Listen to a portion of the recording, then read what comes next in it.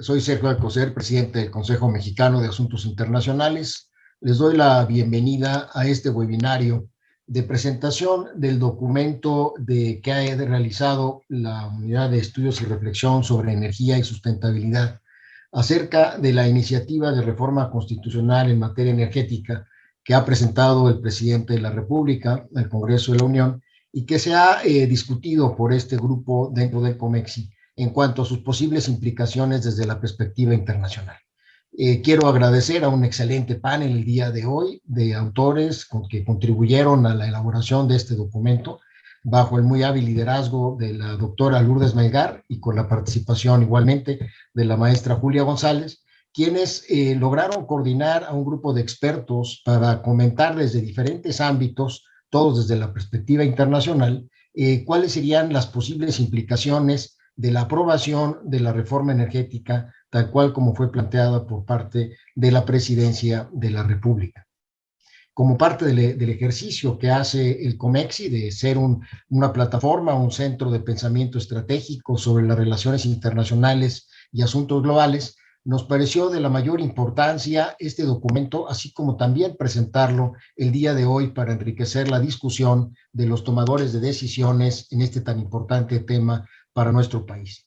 El documento ha sido ya distribuido a más de un centenar de personas provenientes del Poder Legislativo, del Poder Ejecutivo Federal y de los estados, en el sector privado, de los partidos políticos de nuestro país, todos ellos que son responsables o interesados en la discusión y, como dije, eventualmente en la toma de decisiones. El día de hoy va a conducir la sesión la doctora Lourdes Melgar, quien, como dije, coordinó este documento, y ella hará las presentaciones correspondientes de nuestros estimadas miembros del COMEXI que participaron. Únicamente señalaré que la doctora Melgar es doctora en Ciencias Políticas por el Instituto Tecnológico de Massachusetts, en donde actualmente es investigadora afiliada del Centro de Inteligencia Colectiva, así como también investigadora no residente en el Instituto Baker de la Universidad de Rice en Houston, en Texas. Ha sido subsecretaria de Electricidad, subsecretaria de Hidrocarburos, y a ella pues le tocó el proceso de diseño, negociación, implantación inicial de la reforma energética de 2013. Así es que dejo el micrófono con la doctora Lourdes Melgar. Muchas gracias, Lourdes. Muchísimas gracias a nuestras y a nuestros panelistas. Y adelante, será sin duda de mucho interés la presentación del día de hoy. Y gracias a todos quienes nos acompañan. Adelante, por favor. Muchísimas gracias. Muy buenos días a todos. Es un gusto saludarlos esta mañana. Agradezco la presentación del doctor Alcocer. Y bueno, a mí me gustaría iniciar por agradecer a todo el grupo de trabajo de energía y sustentabilidad del COMEXI por las reflexiones que llevamos a cabo durante nuestras sesiones que permitieron llegar a la definición del documento que se presenta el día de hoy. Si bien, digamos, el número de autores está restringido a las personas presentes en este webinario, y agregaría al embajador Andrés Rosenthal, la realidad es que el Grupo de Trabajo de Energía de COMEXI es un foro plural donde hay visiones diferentes y donde, digamos, intercambiamos puntos de vista y acordamos preparar un documento que desde la perspectiva internacional y del papel de México en la arena internacional permitiera analizar y evaluar la iniciativa de reforma constitucional que presentó el Ejecutivo al Congreso el pasado 30 de septiembre.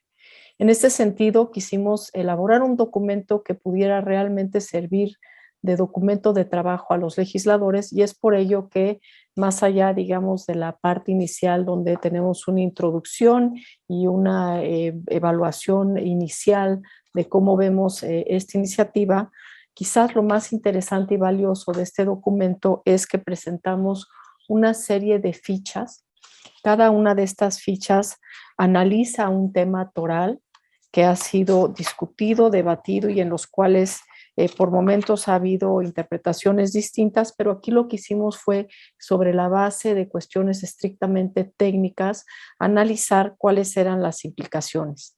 Así, por ejemplo, tenemos una ficha que analiza cómo se puede fortalecer la competitividad de la región sin violar acuerdos internacionales, en especial el TEMEC y el TIPAC, viendo cuáles serían aquellas cuestiones, aquellos retos que la propuesta de reforma presentada por el Ejecutivo presenta con relación a los tratados y acuerdos ya suscritos por México, no solamente en el ámbito de los tratados comerciales o de protección de inversión, sino también aquellos tratados que tienen que ver con cuestiones ambientales, de protección de los derechos humanos y otras convenciones de las cuales México ha sido parte y es parte. Algo interesante de este documento es que adicionalmente a cada una de las fichas traemos una sección en la cual se establecen las referencias ficha por ficha, punto por punto, así que cualquier duda ante los artículos mencionados, por ejemplo, o la declaración o convención mencionada, pues directamente se puede ir a la fuente y ver el texto original. Abordamos temas que consideramos centrales, como son, ya lo comenté, el tema que tiene que ver con los tratados comerciales internacionales, con los tratados de protección de inversión, con los tratados ambientales y de derechos humanos, pero también abordamos cuestiones ya muy puntuales que tienen que ver, por ejemplo, con el papel de los órganos reguladores y por qué se busca que estos órganos reguladores mantengan su autonomía técnica, financiera y de gestión, por ejemplo, o por qué es importante mantener un mercado eléctrico. Antes de darle la palabra a nuestros ponentes y presentaros, yo quisiera muy brevemente simplemente comentar que si bien durante los foros de discusión de la reforma que vimos el mes pasado en la Cámara de Diputados se abordó principalmente esta iniciativa desde la perspectiva de sus implicaciones para el sector eléctrico, lo cierto es que la iniciativa de reforma que ha presentado el Ejecutivo abarca no solamente el sector eléctrico, sino todo el sector de hidrocarburos, tiene implicaciones fundamentales para el sector minero y de hecho, en la forma en que aborda el tema de la transición energética, nos está planteando una redefinición de modelo de la economía mexicana. Esperamos y los invitamos a leer y estudiar este documento y sin más yo quisiera presentar a los ponentes. De antemano les ofrezco a todos una disculpa porque voy a ser muy breve en la presentación de sus semblanzas. Todas las semblanzas se encuentran en la página de Comexi y es por ello que simplemente detallaré aquellas cuestiones muy puntuales que permiten entender su expertise con relación a estos temas.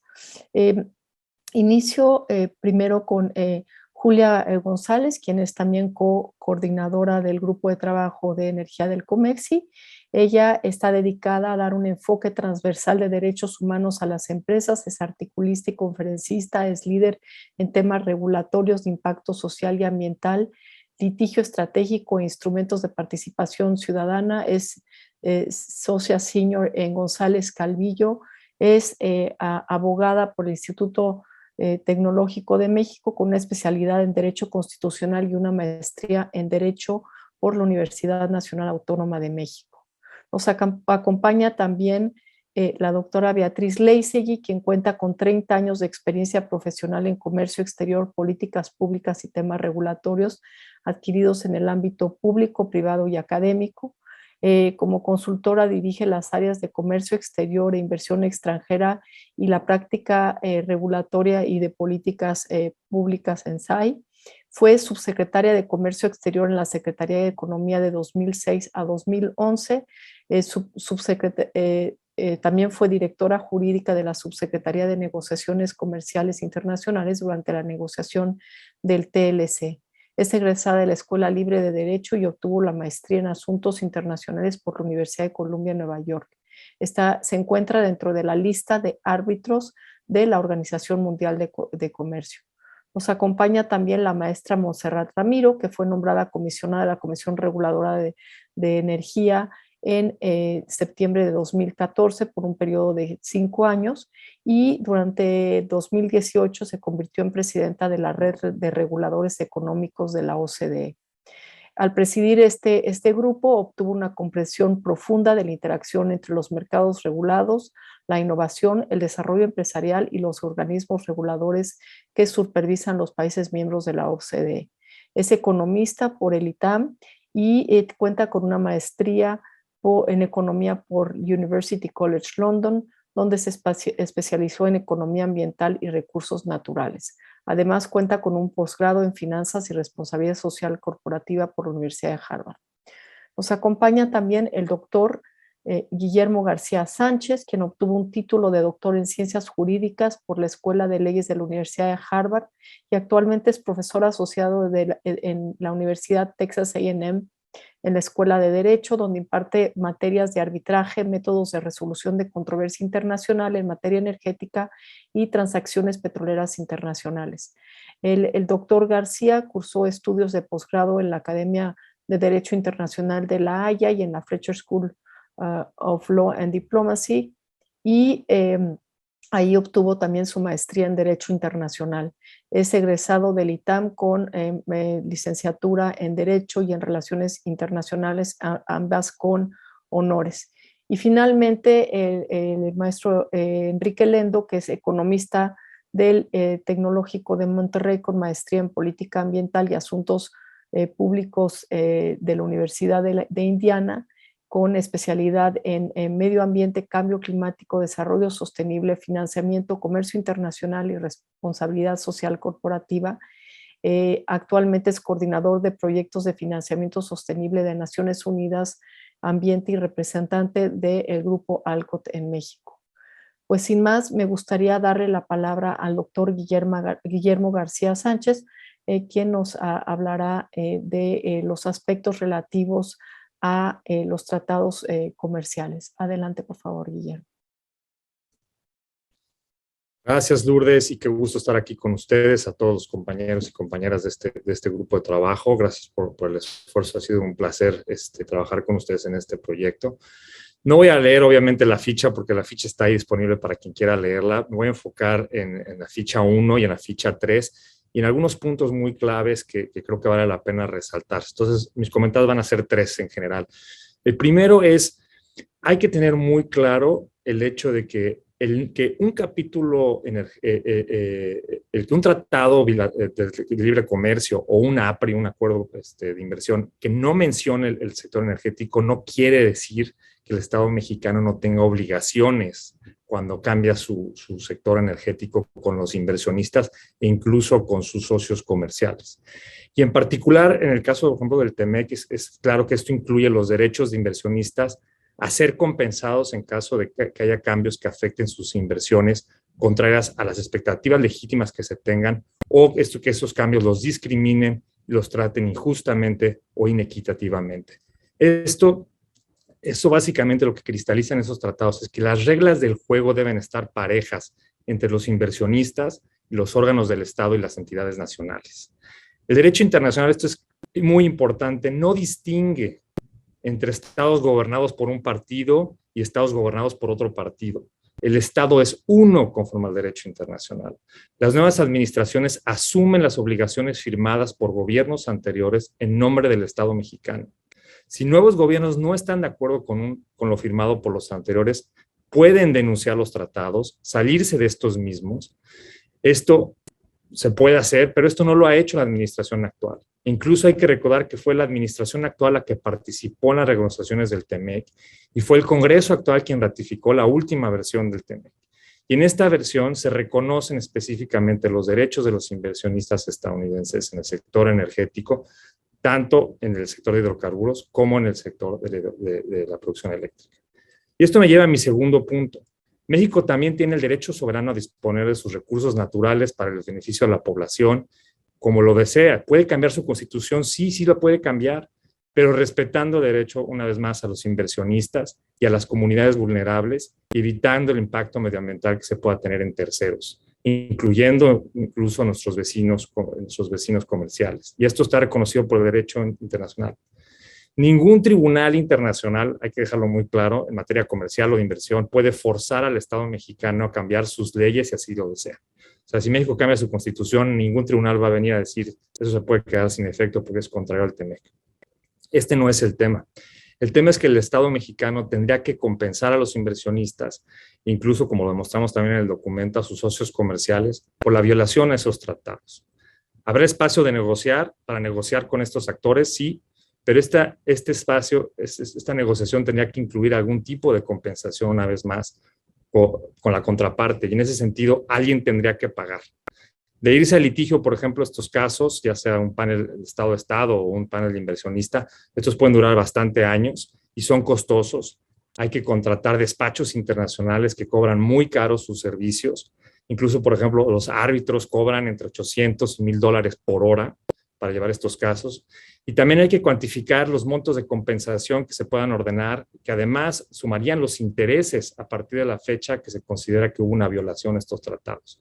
Es decir, si no somos cuidadosos en cómo se pasa la reforma, hay que incluir en estos cambios, si decidimos irnos a violar estos tratados o entrar en conflicto con lo que pusimos en las fichas, pues hay que cuantificar o tratar de cuantificar los costos que puede tener a largo plazo. No basta decir esto lo tendrán que pagar administraciones más adelante, que tengan que pagarlo otros gobiernos. Al final de cuentas van a ser los impuestos de todos los mexicanos y el presupuesto de futuras legislaturas las que tendrán que enfrentar esta carga fiscal. Y esto me lleva a mi último punto, mi tercer punto.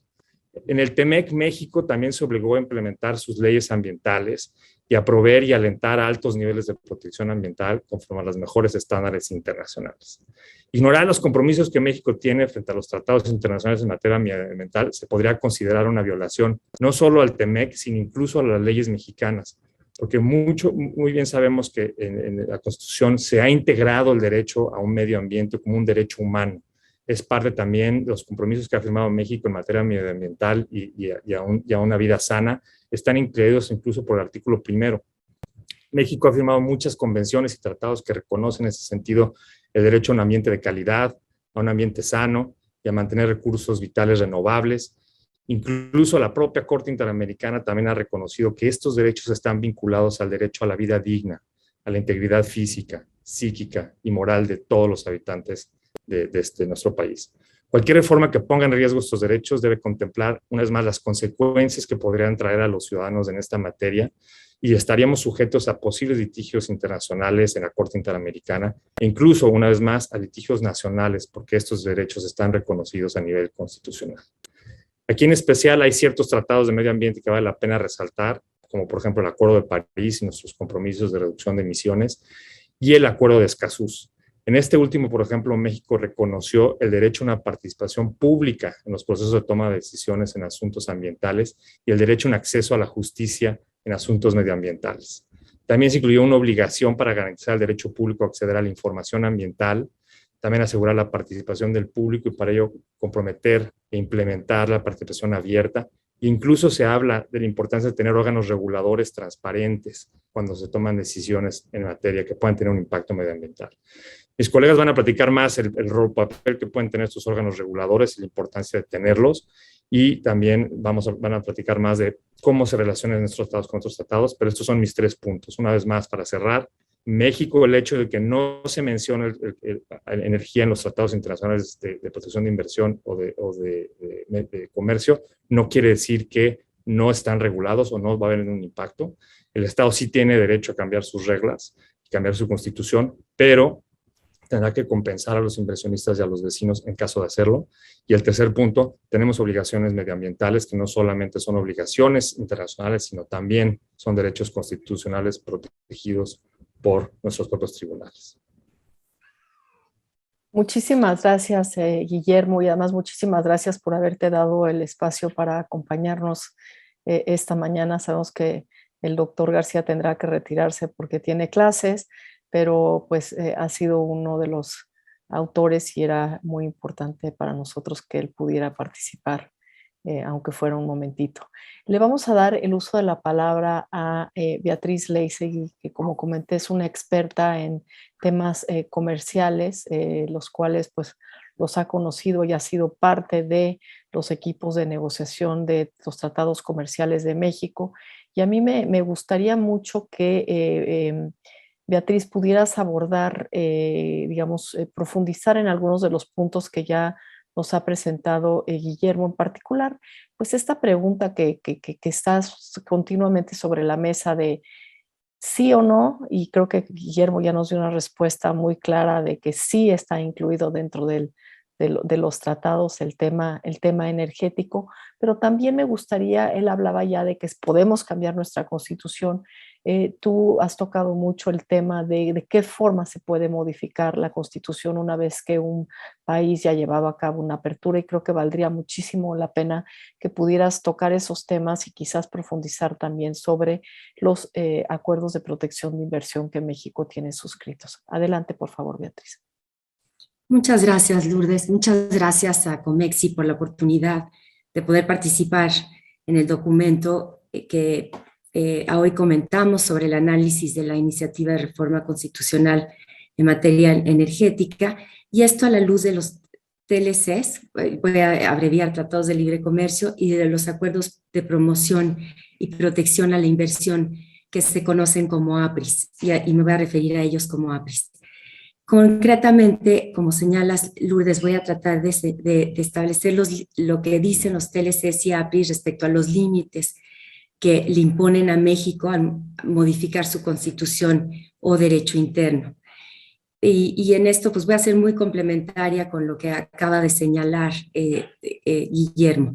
A través de escuchar todas las participaciones que hubieron en los foros del Parlamento Abierto de la Cámara de Diputados y que se comentó en general mucho sobre este tema, creo que es preciso tener claridad sobre dos grandes temas.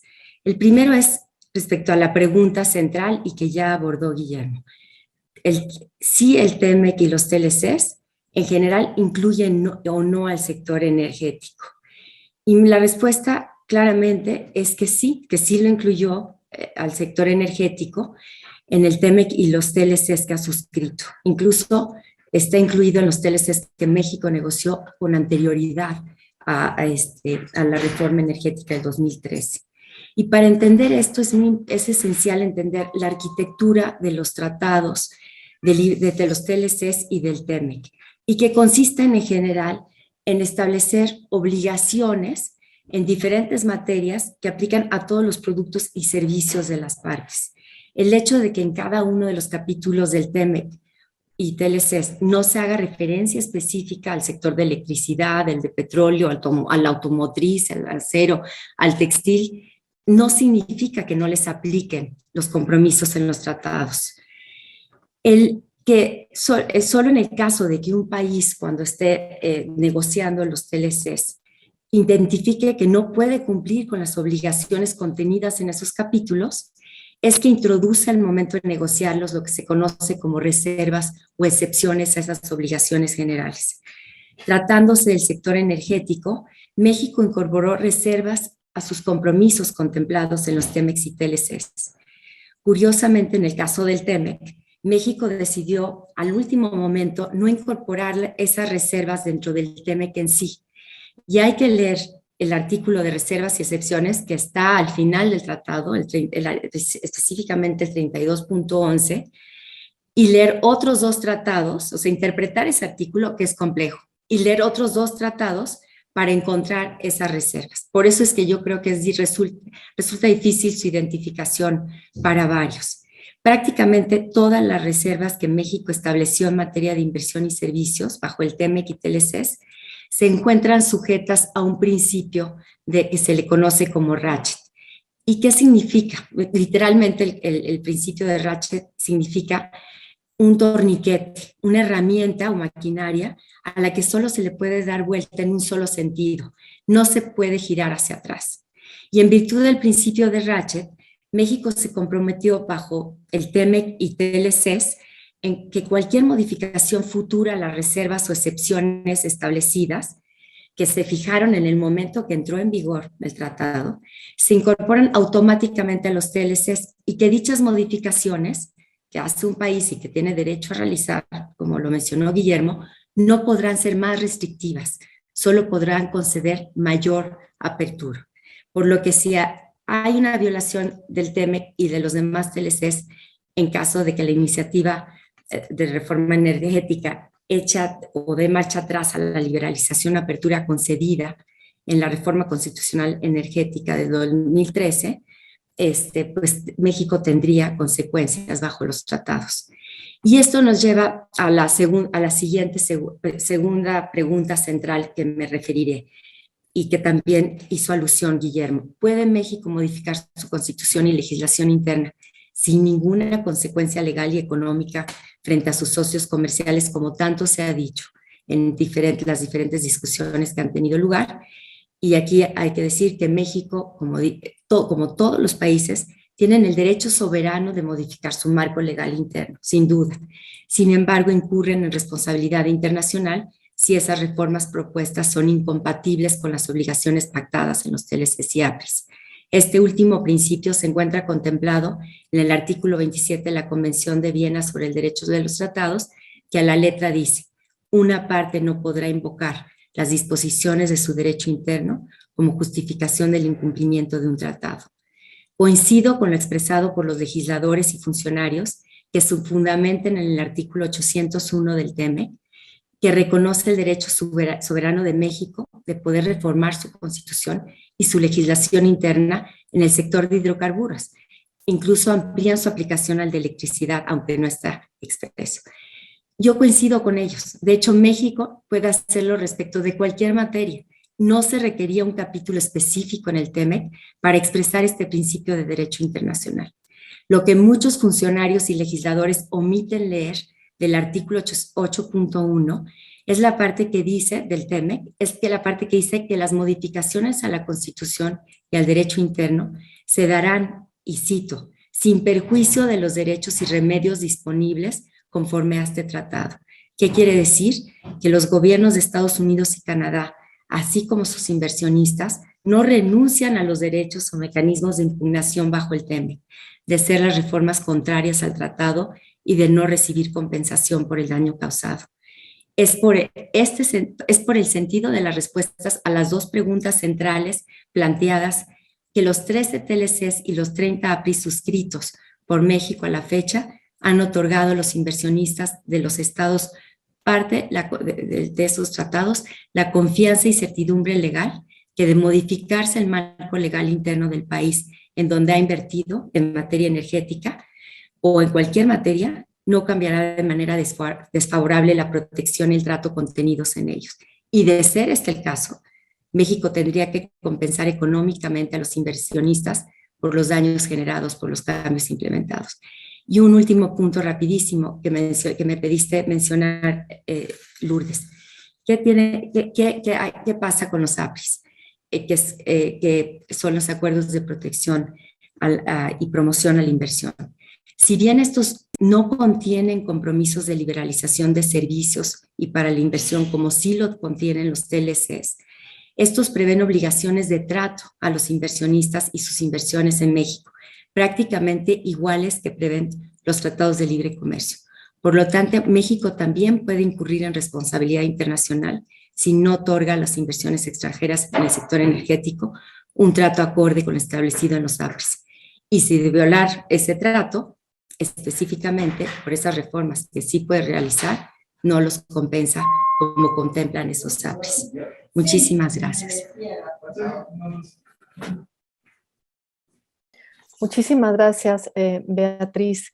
Realmente muy interesante lo que nos comentas. De hecho, ya me surgen varias preguntas porque generalmente en México abordamos primero que nada el tema del TEMEC y pues ya lo mencionaste, tenemos toda otra serie de tratados.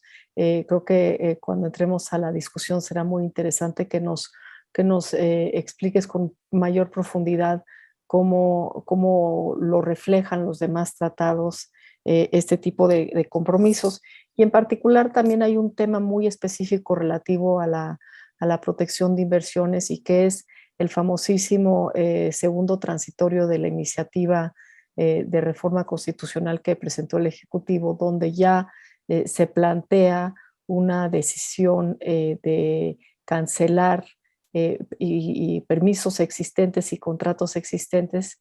Creo que sería muy interesante poder profundizar en esos temas. Pero antes de ello vamos a darle la palabra a Enrique Lendo. Como sabemos, Ya platicábamos que hay una serie de tratados y convenios internacionales en materia comercial y de protección de inversiones, pero también hay una serie de tratados que tienen que ver con cuestiones ambientales, acuerdos, por supuesto, el que más se menciona es el Acuerdo de París, el acuerdo para mitigar el cambio climático, y todos tenemos muy presente la relación estrecha que hay entre la actividad del sector energía y la generación de emisiones de gas efecto invernadero, los compromisos asumidos por México, que son muy, muy importantes dado el lugar que México ocupa en términos de emisiones, pero también, y creo que aquí va a ser muy interesante que Enrique nos comente la forma en que el tema ya no nada más queda en un tema de Acuerdo de París, sino cómo ha venido evolucionando el andamiaje institucional, cómo esto ya está teniendo implicaciones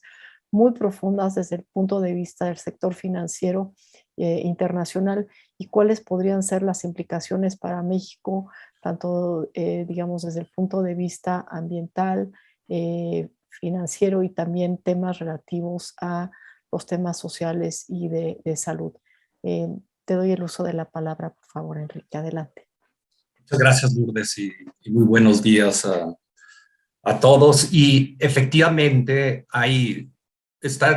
alrededor del mundo se está llevando a cabo una transición sin precedente, en donde tanto los países como las empresas están transitando hacia economías de bajas emisiones, incluso economías de cero emisiones netas. Esta transición ha sido más evidente en los últimos 5 años, principalmente en la parte financiera y en la parte empresarial.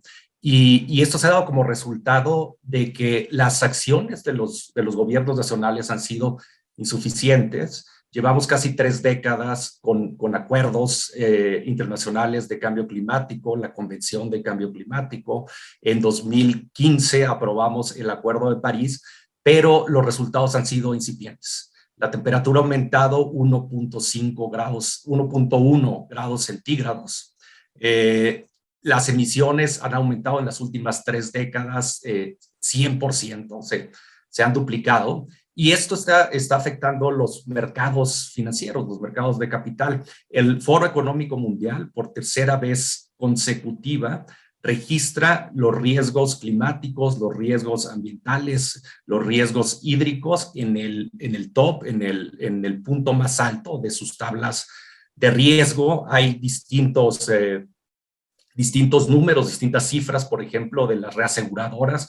Swiss Re indica que cada año estamos pagando de seguros relacionados con impactos climáticos 120,000 millones de dólares. La Organización Meteorológica Mundial dice que en los últimos 20 años hemos enfrentado costos de cambio climático de 3.5 billones de dólares, es decir, casi 4 veces la economía de México. Y en el caso de México, entre 2002 y 2015, 18,000 millones de dólares. Entonces, la transición está haciendo en el ámbito del riesgo y cómo el riesgo está afectando los mercados financieros, los mercados de capital y las empresas. Es donde se está registrando el liderazgo, el riesgo, pero también una oportunidad importante de transición para las empresas y los países que sepan aprovechar esta nueva oportunidad.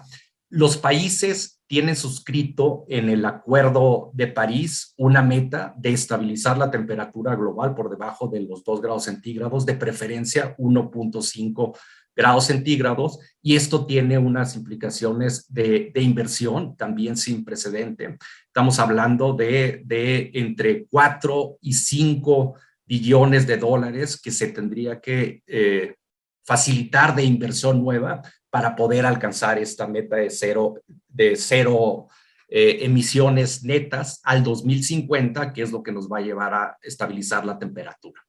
Sin embargo, son pocos los países que han aumentado su ambición, sus compromisos. Los compromisos se establecen en un documento que presentan todos los países de la ONU, de acuerdo a lo que se estableció en el Acuerdo de París, que se llaman contribuciones determinadas nacionalmente.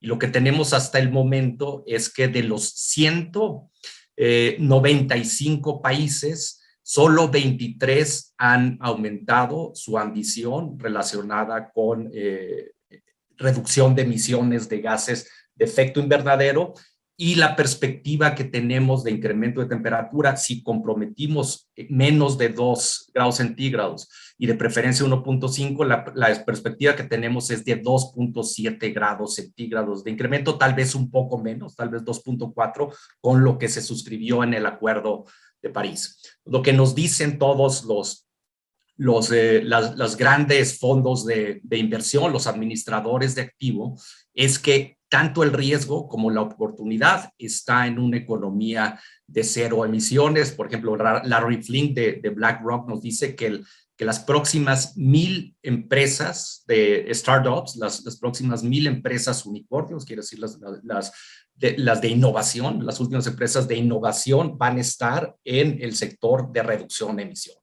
de energías limpias y de otros productos y servicios vinculados a la reducción de emisiones. En la actualidad tenemos 5,000 empresas que han suscrito metas de reducción de emisiones, 450 bancos y administradores de activos.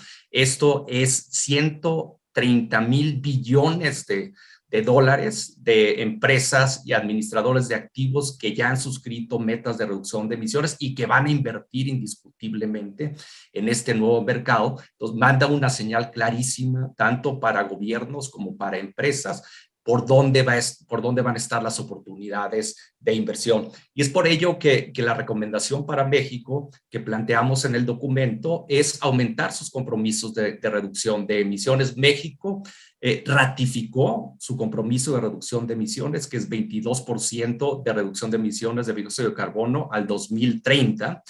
Y la recomendación es que, al igual que han hecho nuestros socios comerciales, incrementemos este compromiso de reducción de emisiones, porque va a traer grandes oportunidades. Asimismo, incrementar los sistemas de fijación de precio al carbono, como los impuestos y el sistema de comercio de emisiones, en donde ya empezó México, pero todavía el nivel de precios es muy limitado.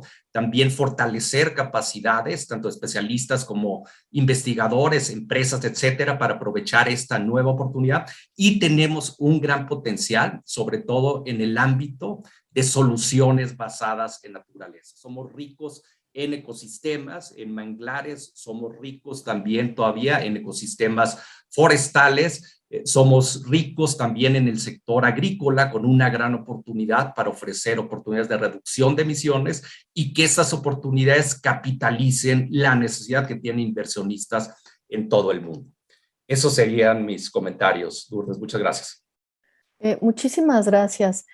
A mí me gustaría pedirle a Julia González si pudiera también hacernos un comentario sobre en qué forma, digamos, la iniciativa y en lo relativo particularmente a los temas ambientales afecta convenios y tratados relativos a derechos humanos.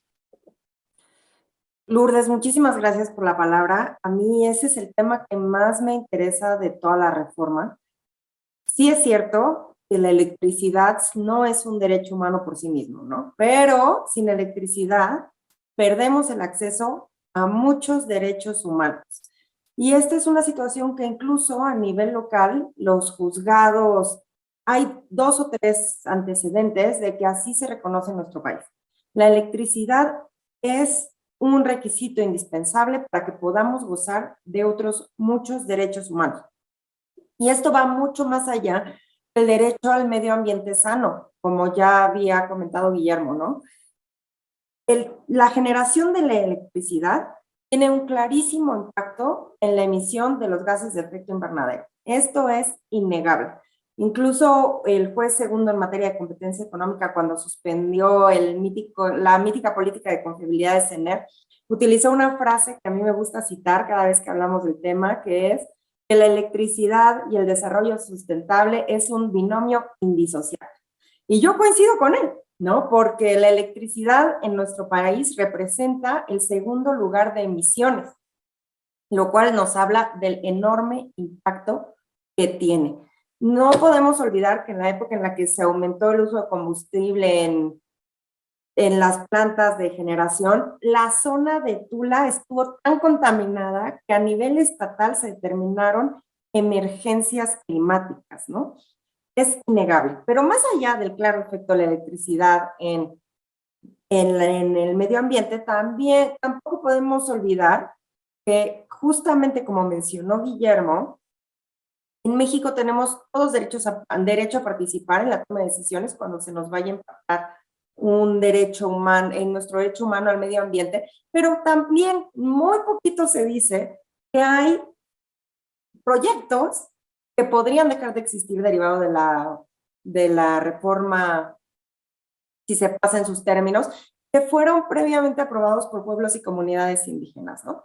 Muy poco se dice de lo que va a pasar con el derecho a la libre determinación de los pueblos y comunidades indígenas en relación con el segundo constitucional y el artículo 169 de la OIT. Y pues ahí México estaría claramente incumpliendo compromisos internacionales con estas comunidades. Y para no ocupar más tiempo, con esto cierro, pero sí tomemos en cuenta que no es solamente el derecho al medio ambiente y a la salud, que siempre van de la mano, pero nunca mencionamos la salud, los que se violan, ¿no? También es el derecho a la participación de todos los ciudadanos y en específico son los compromisos que adquirieron muchos generadores con pueblos y comunidades indígenas derivados de las consultas previas libres e informadas que desarrolló el propio Estado mexicano en cumplimiento de sus obligaciones internacionales y nacionales. Muchísimas gracias, Julia. Me parece sumamente pertinente las puntualizaciones que hace sobre este tema y resulta muy interesante porque generalmente cuando se habla del modelo vigente no se menciona el hecho que en el modelo vigente a nivel constitucional se inscribió la sustentabilidad en el artículo 25 constitucional, entendida no solamente como una cuestión económica o financiera o ambiental, sino también la parte social y que existen ya en las leyes actuales una serie de obligaciones que impactan tanto al sector eléctrico como al sector de hidrocarburos. Y aquí sí yo quisiera nuevamente reiterar, esta iniciativa de reforma no se ciñe únicamente al sector eléctrico y cuando hablamos de temas ambientales, por supuesto que tiene mucho que ver con qué generamos nuestra electricidad, pero también la forma en que exploramos y extraemos nuestros hidrocarburos. Sabemos desafortunadamente que las emisiones de metano en la producción petrolera se han incrementado de manera significativa en México. Sabemos que nuestro país es altamente vulnerable al impacto del cambio climático. Justo el reporte que el IPCC publicó la semana pasada nos da luces de que México es uno de los países con mayor vulnerabilidad. Bueno, yo creo que aquí viene muy al caso hablar de un tema que a mí me parece fundamental, porque la iniciativa nos presenta una visión en la cual todas las atribuciones del Estado mexicano, salud Julia, todas las atribuciones del Estado mexicano forman a ser absorbidas por dos entes, por la Comisión Federal de Electricidad y por Petróleos Mexicanos. Si bien la iniciativa no menciona formalmente a Petróleos Mexicanos, pues lo que se está proponiendo en hidrocarburos es un espejo de lo que se está proponiendo en electricidad. Y de esa manera el andamiaje institucional actualmente existente, donde hay pesos y contrapesos que representan al Estado mexicano y a través del cual se ejerce la rectoría del Estado, desaparece. Un tema que se ha discutido es justamente que los órganos reguladores de energía, tanto la Comisión Reguladora de Energía como la Comisión Nacional de Hidrocarburos, desaparezcan, digamos, y sus funciones sean absorbidas por la Secretaría de Energía. Esto pues tiene una serie de implicaciones, no es acorde a la mejor práctica internacional y pues qué mejor que Montserrat Ramiro pueda profundizar sobre este tema. Pero antes de darle la palabra a Montserrat, a mí me gustaría también mencionar que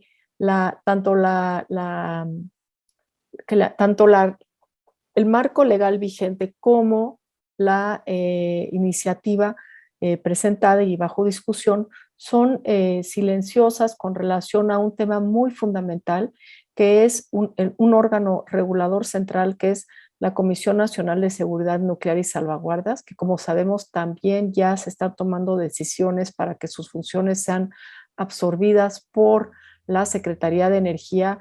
Esto hay que decirlo con toda claridad, es contrario a lo que establece tanto el Organismo Internacional de Energía Atómica como una mejor práctica para temas de salvaguarda y protección de las instalaciones nucleares, como es la planta nuclear de Laguna Verde, y también es contrario a lo que establece la Agencia de Energía Nuclear. Pero sin más, pues qué mejor que tengamos aquí a la expresidenta de los órganos reguladores a nivel mundial, Montserrat Ramiro, para que aborde estos temas. Por favor, Montserrat. Hola, muchas gracias, Lourdes. Bueno, yo quisiera empezar con un concepto que a veces olvidamos, pero que me parece central para hablar de regulación. Y es que la regulación lo que es la rectoría del Estado a través de organismos del Estado y no del gobierno en turno, ¿no? Es natural que los gobiernos, cada uno, vaya formando ideas a partir de sus plataformas de política pública. Sin embargo, la regulación asegura al Estado el cumplimiento del marco jurídico en el largo plazo, que fundamentalmente lo que busca es proteger a los consumidores y de esa forma a los ciudadanos en el largo plazo.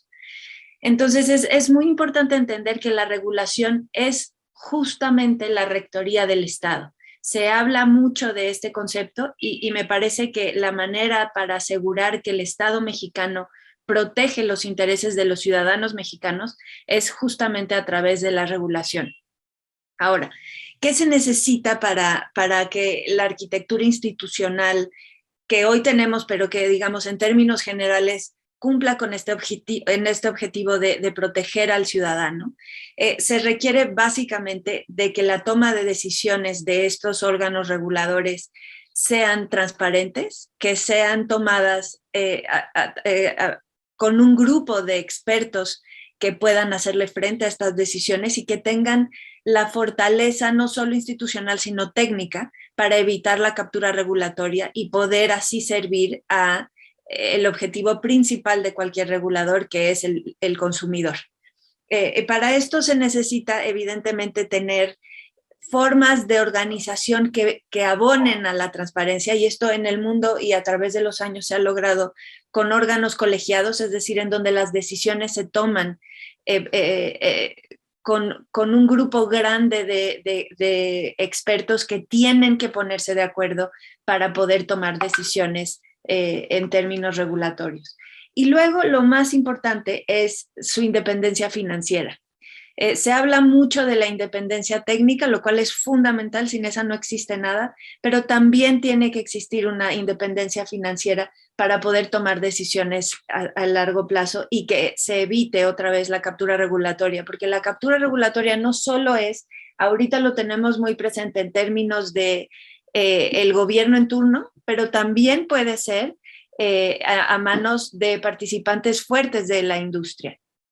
Y si el órgano regulador tiene independencia financiera y técnica, se evita que cualquier participante de la industria, sea el gobierno en turno o cualquier empresa con suficiente poder, pueda capturar regulatoriamente a los órganos. Ahora, ¿por qué se protege a los ciudadanos y a los consumidores? ¿O cómo es que los protegen? Porque se promueve la competencia. Los órganos reguladores lo que promueven es la competencia y la participación pareja, la cancha pareja en las actividades reguladas. Sobre todo, y la herramienta más importante del regulador, desde mi punto de vista, es la transparencia. Que a través de estos órganos se tiene conocimiento de lo que sucede en una industria con total transparencia, tanto para los participantes de la industria como para el público en general. Y me parece que esto es una herramienta poderosísima que los ciudadanos debemos tomar en cuenta en todo, aquilatar en todo su peso. Ahora, hablando específicamente de lo que pasa en esta iniciativa, en el caso de la CNH tiene un rol fundamental al ser el administrador de los contratos que se firman entre los operadores de la industria y el Estado mexicano. Esto tiene consecuencias muy importantes en términos de rendición de cuentas y transparencia para el ciudadano común sobre los recursos que son propiedad del Estado y que deben estar administrados y operados y explotados en la mejor condición para el futuro del país. Entonces, el que la CNH pierda esta función de administrador, estas habilidades que tiene para transparentar toda la industria, me parece que es sumamente peligroso.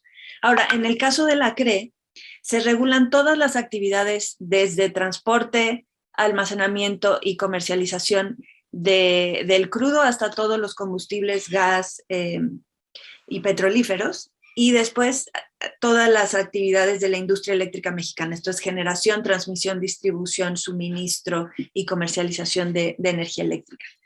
Esto parece una cuestión que cualquier oficina burocrática lo pudiera tomar, sin embargo, tiene una complejidad técnica muy importante y otra vez cumple con una función fundamental para los consumidores, que es que cualquier ciudadano pueda conocer qué se hace en esta industria, en cada uno de los eslabones, cuáles son los participantes de la industria, qué permisos tienen, bajo qué condiciones, que en muchos de los casos los reguladores económicos en el mundo, pero en México específicamente también, regulan actividades que tienen características de monopolio natural, es decir, que no pueden ser prestadas por muchos competidores en términos de competencia normal y deben ser prestadas por uno solo. En el caso mexicano, la transmisión y la distribución está constitucionalmente reservada para la CFE y constituye un monopolio natural. Y de ahí es la importancia de que la tarifa para prestar esos servicios sea regulada para proteger a los consumidores, para que esa tarifa represente lo que tiene que costar ese servicio para los consumidores y que todos puedan acceder a ella en igualdad de condiciones. Entonces, me parece que lo más relevante de la regulación es este papel en donde el Estado ejerce su rectoría para proteger a nosotros, a los ciudadanos y a los consumidores, para contar con energéticos, en este caso específico, en cantidad y en calidad suficiente, con un precio que no los lastime en términos de los servicios que se prestan a través de esquemas de monopolio natural. Entonces, con mercados hay rendición de cuentas, hay transparencia, se pueden asegurar las mejores condiciones para los consumidores. Cuando los mercados, y como los mercados no son perfectos, existe la regulación para completarlos y asegurar que funcionen para favorecer a los consumidores.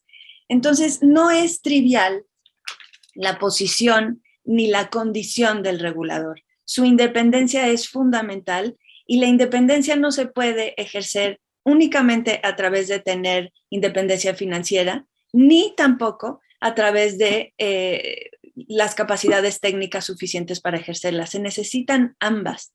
Y esto, en el caso particular, imaginemos el ejemplo que menciona Lourdes de la CONACENUSA, que es la agencia nuclear. En el caso nuclear nos parece evidente que tiene que ser alguien con todo conocimiento que maneje estas cosas. Esto también tiene que suceder para el tema eléctrico, para el tema de los petrolíferos. No cualquier individuo tiene las capacidades para regular una industria con estas características que, como ya se mencionó, tiene efectos no solo sobre la salud de los ciudadanos, sino sobre la vida diaria de nosotros. Y por eso es que la discusión sobre si es un derecho humano o no, me parece que es fundamental. Los derechos humanos no necesariamente requieren que sean prestados por el Estado mexicano, sino que el Estado mexicano se tiene que encargar de que sean prestados en las condiciones adecuadas para que las personas puedan disfrutar de ellos. Entonces, creo que hace que la discusión sobre la independencia de los órganos reguladores de energía en nuestro país sea algo fundamental para el futuro mismo de las actividades y para el futuro de todos los mexicanos. Me parece que no es simplemente un tema de, incluso podría llamarse como de eficiencia burocrática o de tratar de minimizar el presupuesto. Es algo que va muchísimo más allá y que tiene una visión de largo plazo que rebasa al gobierno en turno y que busca la satisfacción de estas bienes y servicios tan fundamentales para la vida diaria de todos los mexicanos y que no se puede prestar únicamente, o más bien, no puede ser prestado por cualquier funcionario público, sino que tiene que ser a través de perfiles que tengan el conocimiento técnico y la independencia financiera para tomar las decisiones que se requieren en el largo plazo. Yo lo dejaría ahí para tratar de tener tiempo para preguntas. Creo que es importantísima la siguiente parte de la discusión que tiene que ver con el SENACE y cómo el SENACE lo que hace es justamente aterrizar esta idea de cómo regular los mercados en beneficio de los mexicanos. Podemos hablar mucho sobre el despacho y la justicia del despacho. Lo que hace el SENACE es fundamentalmente crear un mercado a partir de una posición neutra en donde se asegura el acceso a cualquier participante de la industria que cumpla con los requerimientos legales básicos para poder prestar el servicio, minimizando el costo del sistema en su totalidad para beneficiar en esa medida a los ciudadanos y poder tener el costo en el tiempo más bajo posible, en este caso de la industria eléctrica. Muchas gracias, lo dejaré aquí y estoy pendiente si tienen alguna duda. Muchísimas gracias, Montserrat. Creo que has puesto muy claramente los temas centrales sobre la mesa de por qué es tan importante tener reguladores energéticos. Y además hay que decirlo, en el caso de México son reguladores coordinados del sector energía. No es como que se van por la libre con otra política energética, sino que deben de coordinarse con la Secretaría de Energía, tal y como está establecido en el artículo 28 constitucional. Creo que eso es un tema que podríamos abordar más adelante, igual que creo que valdría mucho la pena, dado que muchos de los temas se centran en el argumento de la austeridad, que pudieras explicar con mayor detalle cómo se da esta autonomía financiera de los órganos reguladores y cómo es que no están, digamos, teniendo un costo sobre el presupuesto y cómo el cambio de modelo, pues evidentemente sí llevaría a costos adicionales. Pero a mí me parece que has puesto sobre la mesa un tema central que es el de la operación de los mercados y particularmente de los mercados energéticos, del mercado eléctrico. Y a mí me gustaría pedirle a Julia que nos explicara por qué es tan importante que el SENACE siga siendo un operador independiente del sistema eléctrico y por qué es tan importante que no sea parte de la Comisión Federal de Electricidad. Julia, te doy el uso de la palabra, por favor.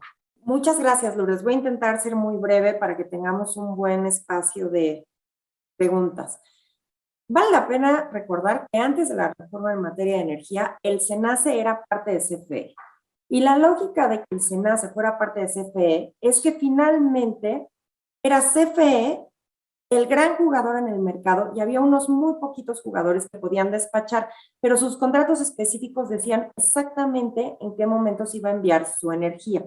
La lógica de separar al SENACE de la Comisión Federal de Electricidad fue que ahora iban a haber muchísimos más generadores y más compradores de energía y que por tanto se necesitaba alguien imparcial que repartiera el uso de las redes nacionales de transmisión y las redes generales de distribución de una forma equitativa. O sea, como Montse dijo, esto tiene todo que ver con que el SENACE se creó para fomentar la competencia económica, para lograr que se disminuyera el costo de la energía, de la electricidad lo mayor posible a lo largo de toda la cadena. Dicho esto, el Centro Nacional de Control de Energía, como todo el mundo le dice SENACE, yo no he oído nunca que lo nombren con todo su nombre y apellido, es un organismo público descentralizado. Y les digo cuál es la naturaleza de SENACE, porque aquí lo que también mencionó Montse es muy importante. Es un descentralizado porque finalmente lo que se buscó fue darle independencia financiera.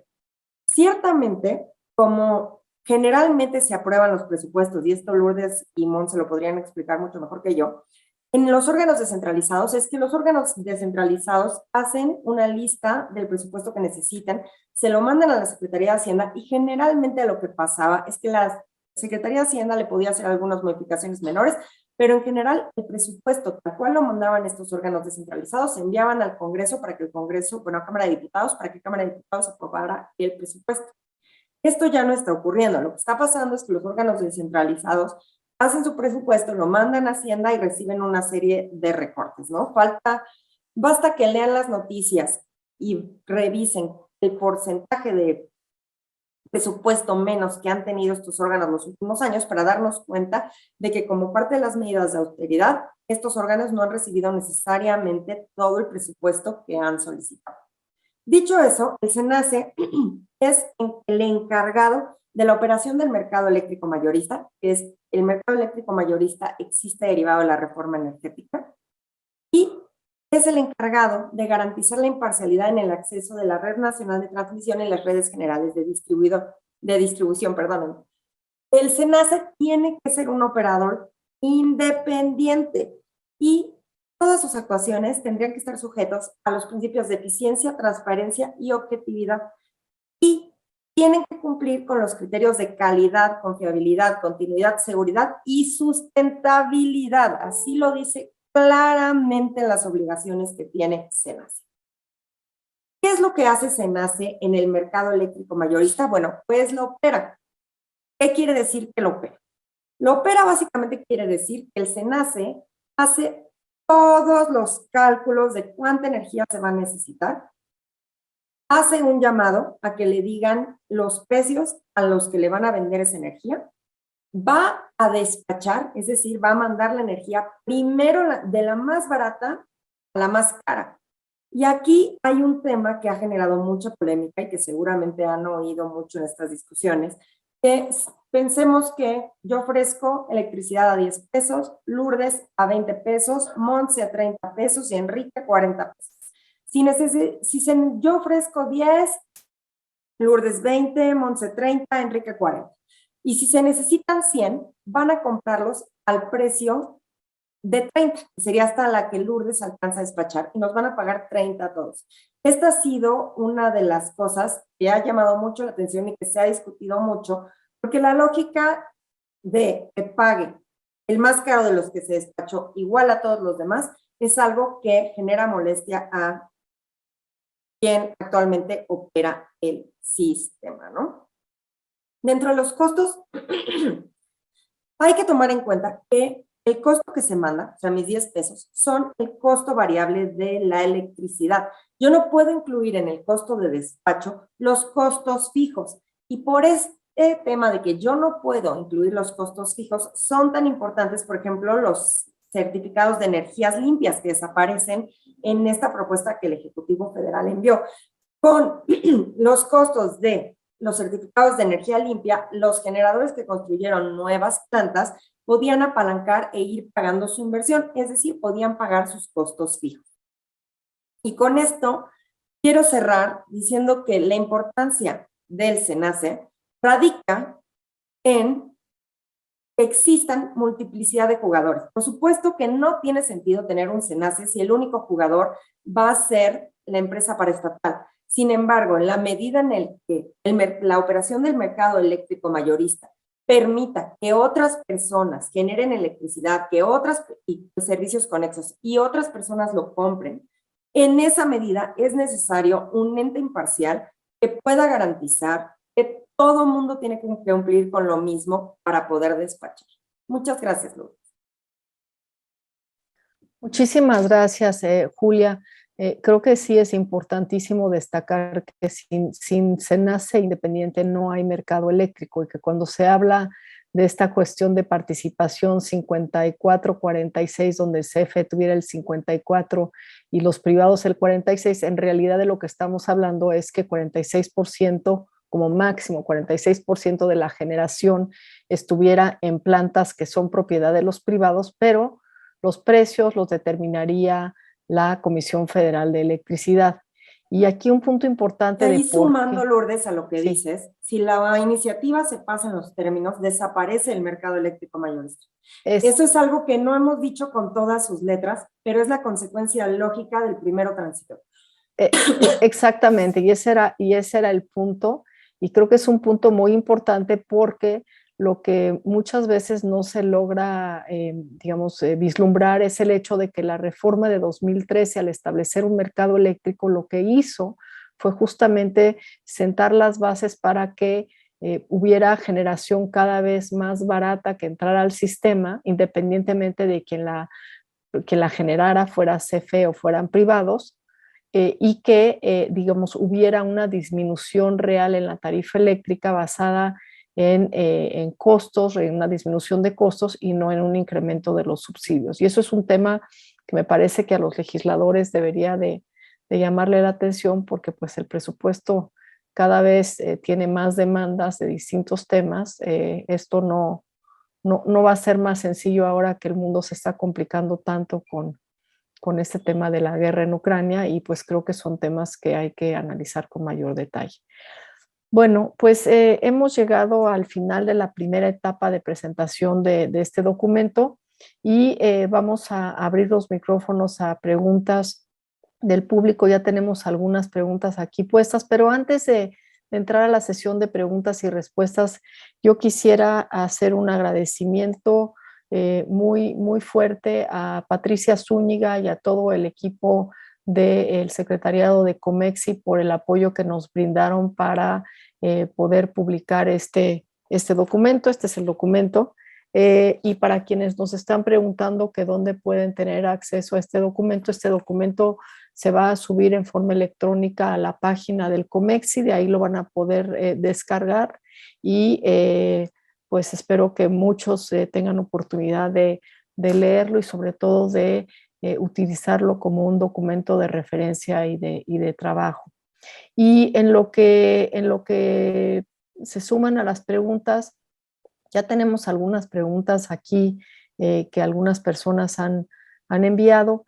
A mí sí me gustaría aprovechar para preguntarle primero a Beatriz Leisegui si nos pudiera abordar brevemente el tema de qué significa el segundo transitorio de la iniciativa de ley desde la perspectiva de los tratados que México tiene suscrito, y también cuáles son las implicaciones que verías de aprobarse la ley en sus términos con un incremento muy claro en las emisiones de gas de efecto invernadero y los temas que ya mencionaba Enrique Lendo. ¿Cuáles serían las posibles implicaciones para México desde el punto de vista comercial?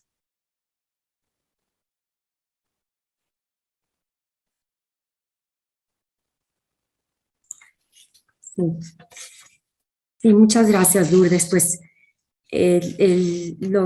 digamos, las principales consecuencias de que, y yo amplío un poco más, de los temas centrales de la reforma energética, que es la desaparición de los órganos reguladores imparciales, la cancelación de los permisos, licencias y contratos actuales, el cambiar las reglas del despacho eléctrico, privilegiando centrales de la CFE, limitando la participación de los privados en generación, tendría un impacto directo en los compromisos que México celebró en sus TLCs y en sus APRIs.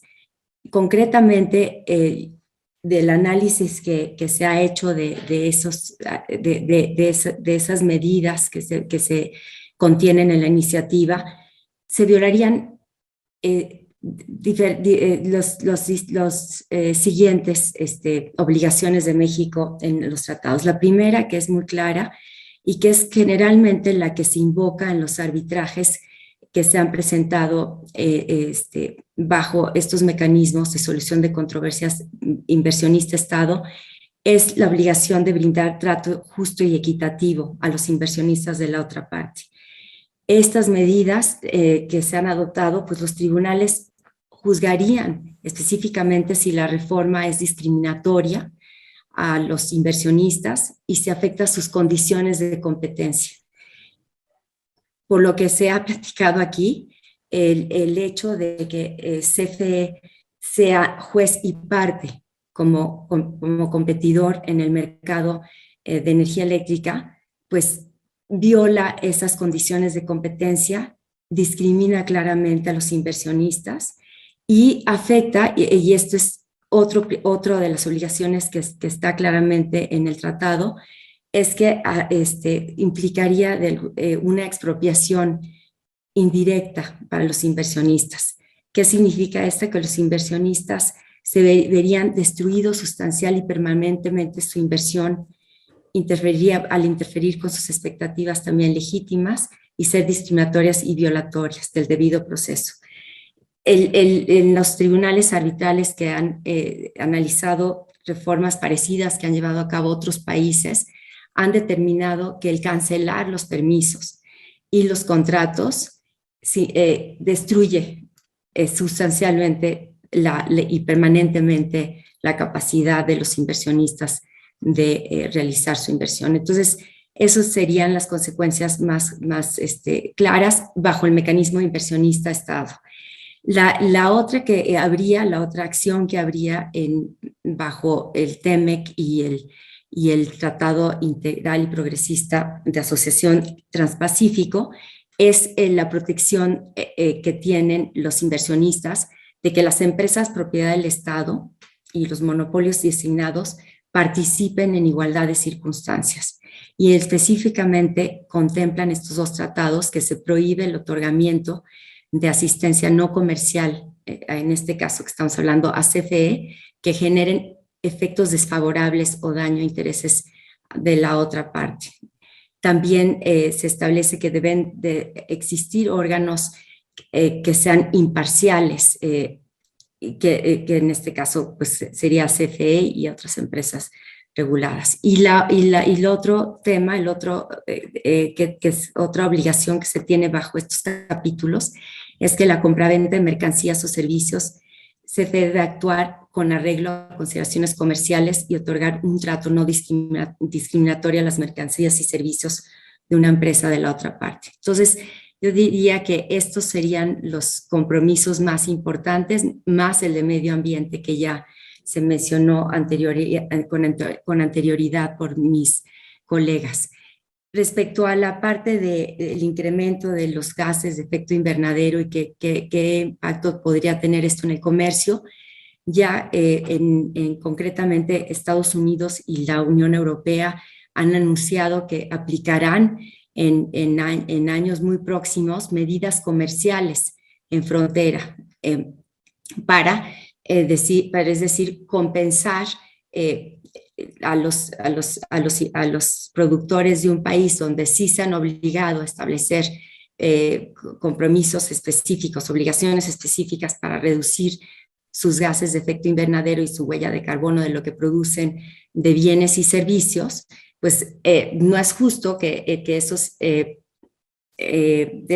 empresas que han hecho estos gastos compitan frente a productos que vienen de fuera y que en los países de origen no han adoptado estas medidas para reducir la huella de carbono de los productos y servicios que ofrecen. Entonces, muy próximamente veremos que estos países van a adoptar estas medidas y que todos los productos y servicios de los países que no están cumpliendo con estas obligaciones se van a ver afectados. Muchísimas gracias, Beatriz. Creo que aquí justo se liga una pregunta que nos hace Rodrigo Jiménez, que me parece muy pertinente y se la quisiera dirigir a Enrique Lendo, que dice, ¿qué sucede con la contribución nacional determinada 2020 mexicana? Dice, tengo entendido que está suspendida por una decisión judicial y que la contribución nacional de 2015 es la que rige. Sin embargo, esto parece no ser un tema dentro de la agenda pública climática y parece no ser alarmante no tener un compromiso ambicioso a estas alturas. ¿Qué nos podrías comentar sobre este punto, Enrique? Sí, cómo no, Lourdes. México presentó y fue de los primeros países, de hecho, en 2015, en presentar la primera contribución determinada a nivel nacional para cumplir con el Acuerdo de París. En esa contribución, México se compromete a reducir 22% sus emisiones de gases de efecto invernadero al 2030, que obviamente los compromisos de los países son al 2030 en estas NDCs. Y 51% de hollín o carbono negro, que es otro gas que también afecta la atmósfera y provoca calentamiento global. El compromiso fue en 51%. A finales de 2020, México presenta su segunda contribución o su actualización de la contribución determinada a nivel nacional y ratifica esos dos compromisos, el de 22% y el de 51%. ¿Qué cambio vemos en la segunda NDC de México? Hay una mayor elementos, hay más elementos relacionados con adaptación, está fortalecido el compromiso de adaptación y también está fortalecido el balance entre mitigación y adaptación. Sin embargo, lo que se espera para poder tener una reducción global de 50% al 2030, que era lo que veíamos está tanto en el documento como en los comentarios que hice, es que por lo menos el compromiso global nos dé 45% al 2050. Ahorita tenemos que Estados Unidos, por ejemplo, ya hizo un compromiso de 53% de reducción al 2030. Nuestro otro socio comercial, Canadá, de 45% al 2030. Nuestro otro socio comercial, que es la Unión Europea, del 55% al 2030. Y también los países de Asia con los que tenemos tratados de libre comercio e inversión tienen metas más elevadas y las han aumentado. Lo que esperaría nuestros socios comerciales es que aumentáramos la ambición. También formamos parte del G20.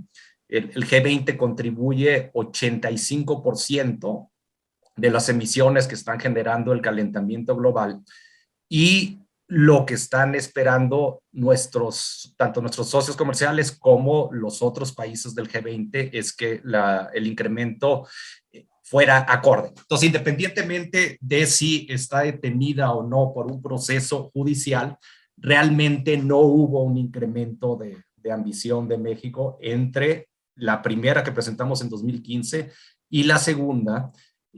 Hay otros países que tampoco la han incrementado, pero sí se espera que haya ese incremento a economías del tamaño de México. Nosotros emitimos el 1.4% de las emisiones globales. Es importante, es una cifra importante, y es por ello que la recomendación que hacemos es que México vaya a la par de otros países del mismo nivel de desarrollo. Muchas gracias, Enrique, por tu respuesta. Aquí hay una pregunta que quisiera dirigírsela a Julia González y dice, ¿qué violaciones constitucionales tiene la iniciativa de reforma, además de las mencionadas del TEMEC? ¿Qué posibilidades vislumbran de que esta reforma constitucional pueda controvertirse en la Suprema Corte de Justicia de la Nación? Creo que es un tema muy importante, Julia, si pudieras. Y muy escabroso, Lourdes. La Suprema Corte de Justicia de la Nación, a lo largo de su historia, incluida la conformación actual, ha determinado que la Constitución no se puede contradecir en sí misma. O sea, si en un lugar dice que tenemos el derecho a un medio ambiente sano, pero en otro dice que CFE va a ser la cabeza del mercado eléctrico, esto no puede ser contradictorio porque la Constitución es perfecta y no se contradice. En este sentido, la Corte ya dijo que no proceden ni amparos, ni controversias, ni acciones constitucionales que aleguen la inconstitucionalidad de la Constitución. Esa puerta, en ese sentido, está cerrada. Lo que la Corte ya dijo que sí podemos controvertir es el procedimiento de reforma. Es decir, si por alguna razón se incumple alguno de los requisitos constitucionales para su aprobación en Cámara de Diputados, no se aprobó por 2/3 partes de los presentes en alguna de las cámaras, o no se le dio lectura, o no se siguió algún trámite, o se envió a las legislaturas estatales y en las legislaturas estatales se realizaron violaciones para alcanzar la mayoría de los estados y que se pudiese publicar la reforma, eso sí podría impugnarse, pero solamente lo procedimental, no el fondo. Muchas gracias, Julia. Me parece un una pregunta muy pertinente porque se leen muchos, digamos, se escuchan muchas cosas, pero pues esa es una realidad con la que hay que vivir. Y yo quisiera, estamos llegando casi al final de nuestro webinario el día de hoy. Yo quisiera pedirle a cada uno de nuestros ponentes que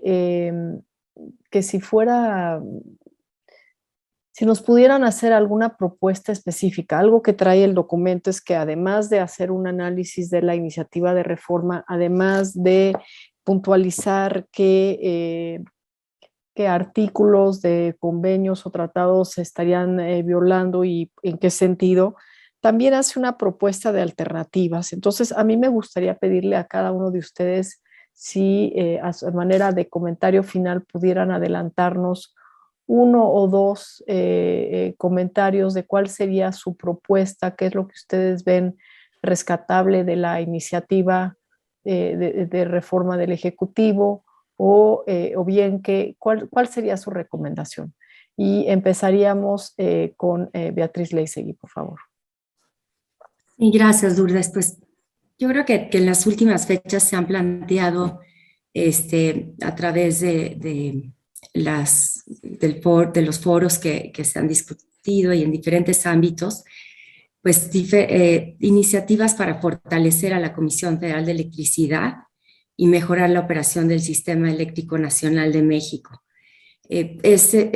Todo es perfectible. La reforma constitucional de 2013, en la que tú tuviste un papel fundamental, Lourdes, transformó drásticamente cómo funcionaba nuestro sistema, y eso generó y dio las protecciones necesarias para que los inversionistas pues vinieran nacionales y extranjeras se abocaran para digamos, invertir en este sector que era tan importante.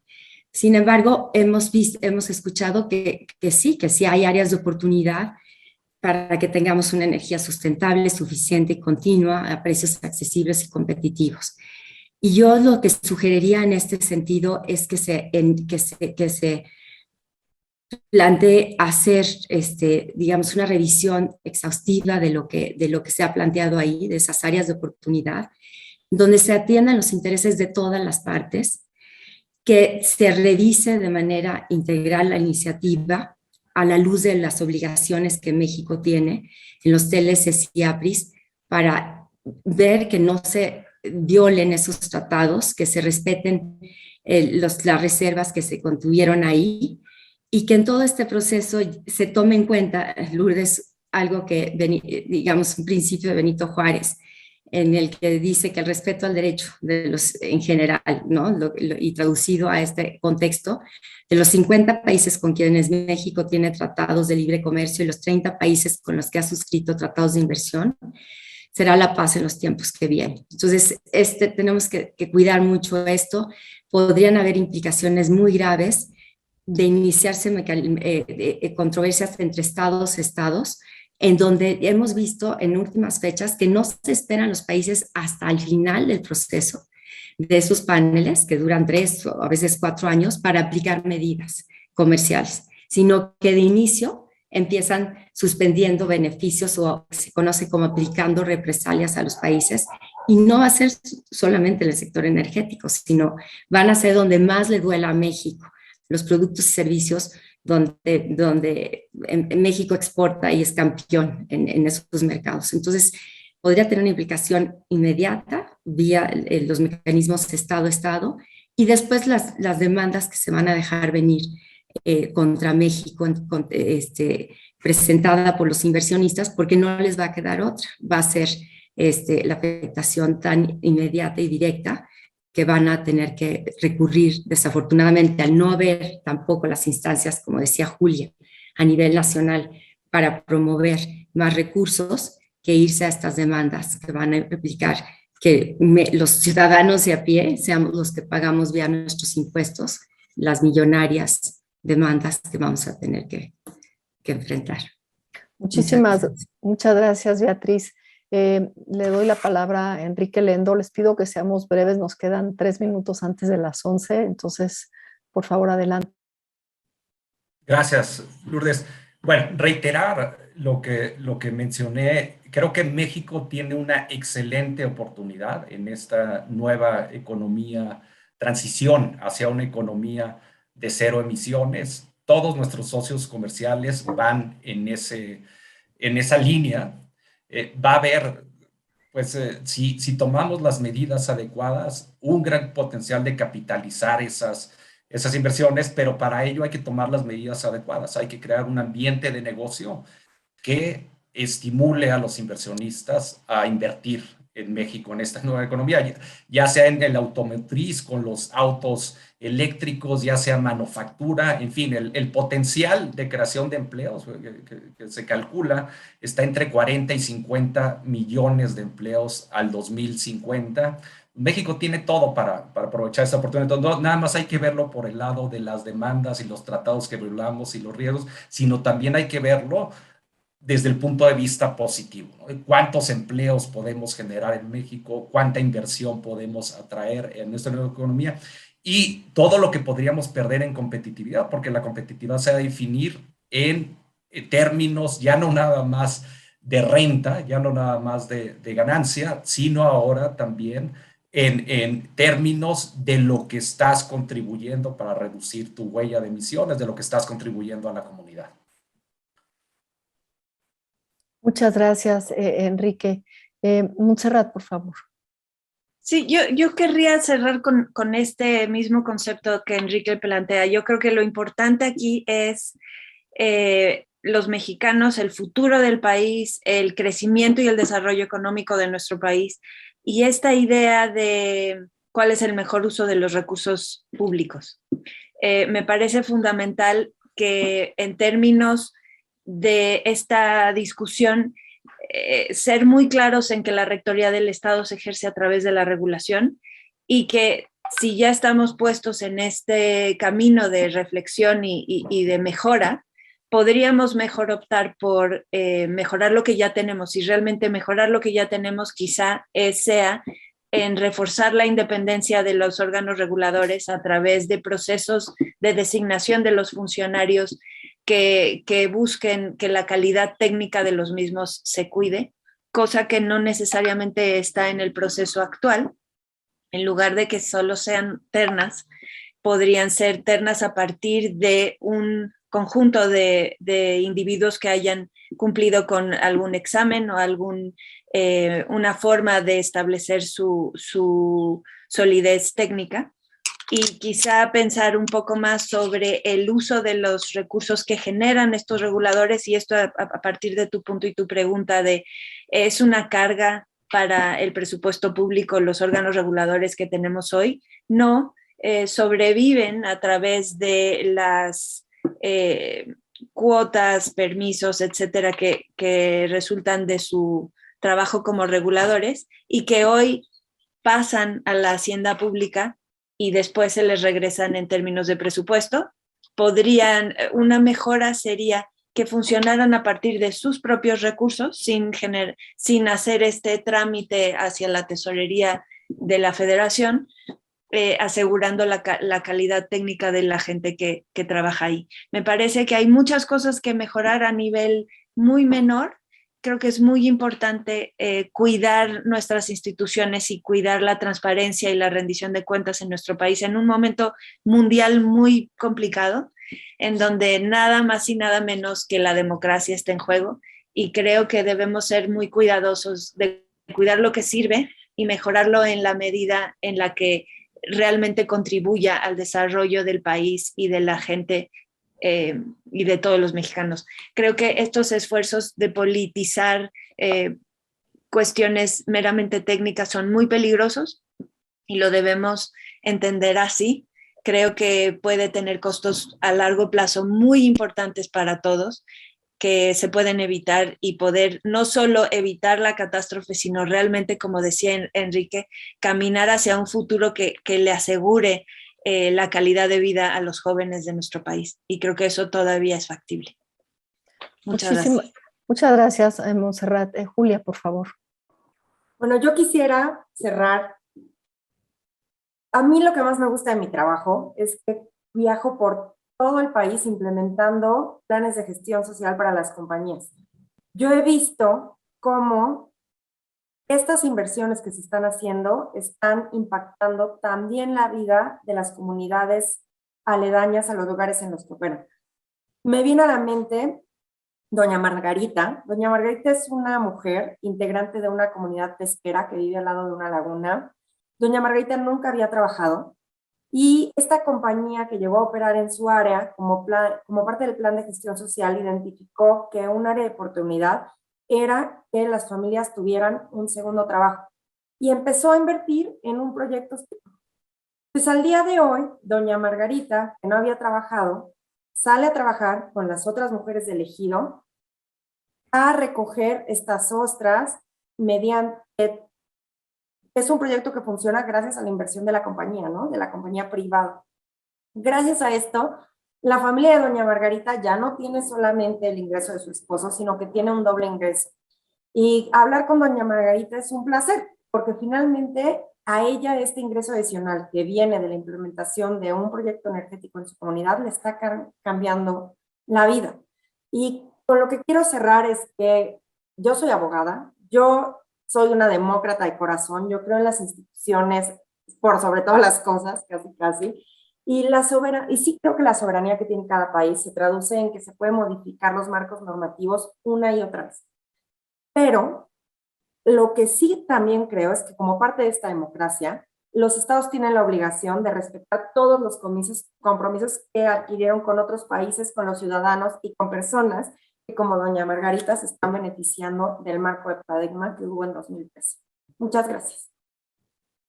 Muchísimas gracias, Julia, muchísimas gracias a todos los ponentes que además, las y los ponentes que además se fueron, digamos, parte del grupo de trabajo COMEXI que redactó este documento. Yo quisiera cerrar muy brevemente, primero que nada, reiterando la invitación a todo el público a que puedan descargar este documento que ya se encuentra en la página del COMEXI, que lo puedan leer, analizar. Es breve, pero creo que tiene mucha sustancia y muchas referencias que pueden ser de gran utilidad, particularmente para nuestros legisladores. Yo sí quisiera hacer un llamado a nuestros legisladores a ver lo que está sucediendo en el mundo. En el COMEXI es lo que hacemos, miramos al mundo y miramos el papel del mundo, de México en el mundo, y creo que es muy importante tomar en cuenta dos factores principalmente. Uno, que en materia de energía nos encontramos en una gran transformación. Es la cuarta revolución industrial, la de la electrificación de las cosas, la que nos lleva a la descarbonización de las economías, la que permite darle mucha más autonomía a las comunidades porque uno se convierte en productor y consumidor de energía. La tecnología hoy en día lo permite. En México muchas veces nos ceñimos a hablar simplemente de energías renovables como si solamente fueran la eólica y la solar en la manera tradicional que las vemos con los grandes paneles solares, cuando los avances tecnológicos son absolutamente asombrosos. Yo les puedo contar que hay tecnología de impresión 3D con una tinta indeleble que básicamente se podría sellar todos los vidrios de la Torre Mayor y esa sería un gran generador de energía eléctrica. Pero claro, hay que cambiar, hay que poder traer las redes inteligentes, mallar nuestras líneas de transmisión y distribución y subirnos a eso. ¿Y por qué no hacerlo? México es un país altamente vulnerable al cambio climático, pero también somos un país privilegiado a nivel mundial. Tenemos un potencial de generación de energías renovables verdaderamente asombroso. Y no es, digamos, la diversidad, es la calidad del aire, la calidad de la concentración solar, el potencial geotérmico que tenemos, la posibilidad hoy en día de enfriar y calentar edificios con bombas geotérmicas, con tecnología mexicana. Entonces, creo que en vez de tratar de dividir y tratar de ceñirnos a un debate de público-privado que realmente no le hace verdad a lo que está sucediendo en el mundo, deberíamos de tratar de ver qué es lo que necesita este país en un contexto internacional cada vez más complejo, donde la crisis de guerra que estamos viendo, la invasión rusa a Ucrania debería de ser un foco rojo para todos nosotros de la importancia de realmente avanzar en lo que se llama soberanía energética, pero con seguridad energética y bajando emisiones, y eso requiere de la aportación de todo, sector público, sector privado y también sector social. ¿Por qué no pensar en un México en la que los ejidos puedan producir su propia electricidad, los municipios puedan generar su propia electricidad? La tecnología hoy en día lo permite, son procesos mucho más democráticos y creo que ahí es donde deberíamos de enfocar el análisis y la discusión en las posibilidades y no en una mirada hacia un pasado que ya no existe. Yo quisiera agradecer a todos su participación el día de hoy. Reitero mi agradecimiento al COMEXI, al apoyo que nos brindó Patricia Zúñiga y su equipo, y por supuesto al doctor Sergio Alcocer, y que tengan ustedes una excelente mañana. Muy buenos días a todos.